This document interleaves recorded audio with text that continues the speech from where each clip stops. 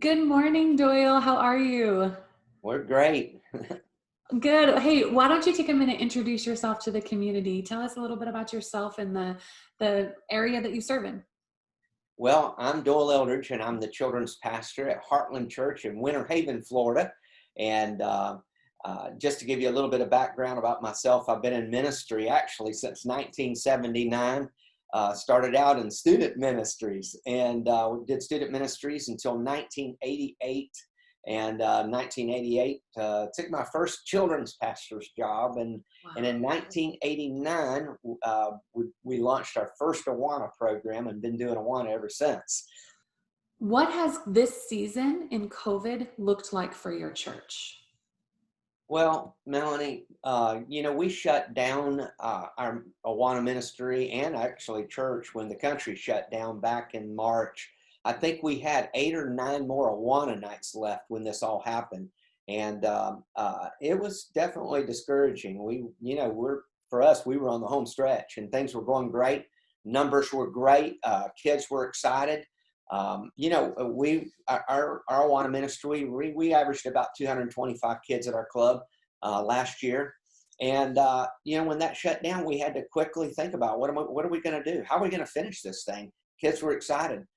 So we definitely had to make some quick changes and adjustments on how we were going to do that. We immediately went to an online presence, started recording large group time right here, actually from my home office here in Florida. And so we started recording large group time, started allowing kids to actually do memory verses and send those in. And we were recording now.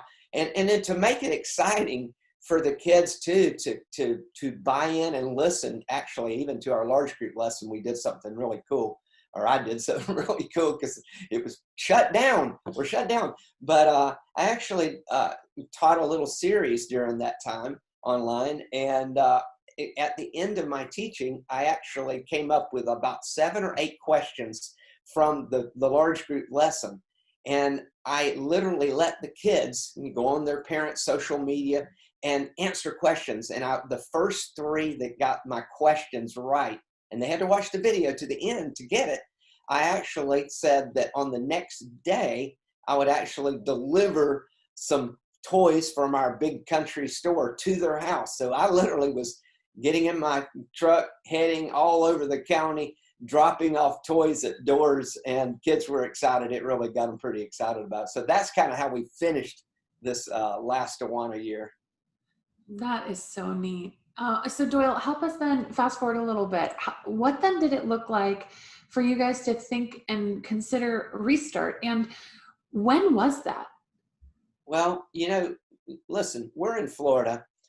Florida is probably a little more progressive than some of the other states. Our governors, put us through some phases a little quicker. And, we have a lot of younger people at our church. I mean, we've got this many kids at our church. So, we just began to just pray about it, talk about it, and what God wanted us to do. And, so we actually got to a certain phase to where we could actually open the buildings. Now, we still had mask mandates, so we had began to think about launching in the middle of August like we normally do, right after school starts here. But then things changed there. They shut us down again in July. We had a surge, so we had to put it off. So we actually didn't launch until the Wednesday after Labor Day. And we launched.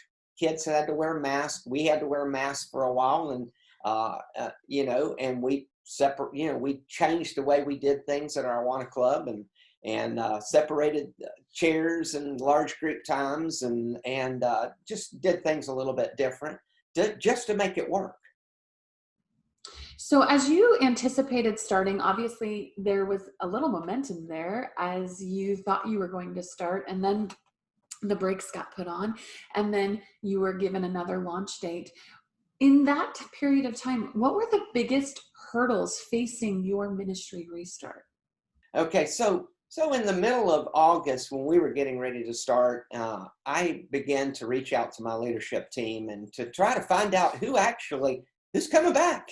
Last year, we had about almost 80 Awana leaders on our team. And so I began to reach out to the team.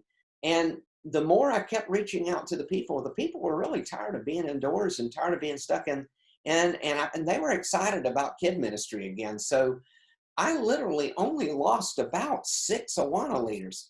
But here's the good news. We put it out there that, hey, we're moving forward. We're opening kid ministry again. We're opening Awana ministry again. And we began to do that. And actually, we recruited about 8 new Awana leaders. So we started this Awana year actually ahead of where we were last year. So we were pretty excited about that. And, when we came to that point in the middle of August, everybody was excited about it. And then we found out that we had to shut it down again for a little while. It was discouraging, but everybody kept they were still excited. They knew it was coming. And we had actually put a new date out there. We said, hey, we're going to start right after Labor Day. We only pushed it out about 3 weeks. And so we were able to launch, and everybody was excited. And I'm going to tell you, the excitement, it definitely was there as we launched the new Awana year. That's incredible that so many leaders are willing to come back. I know that that's not everyone's story, but what an incredible blessing for you to be able to have that foundation of leaders who are willing to serve in that time.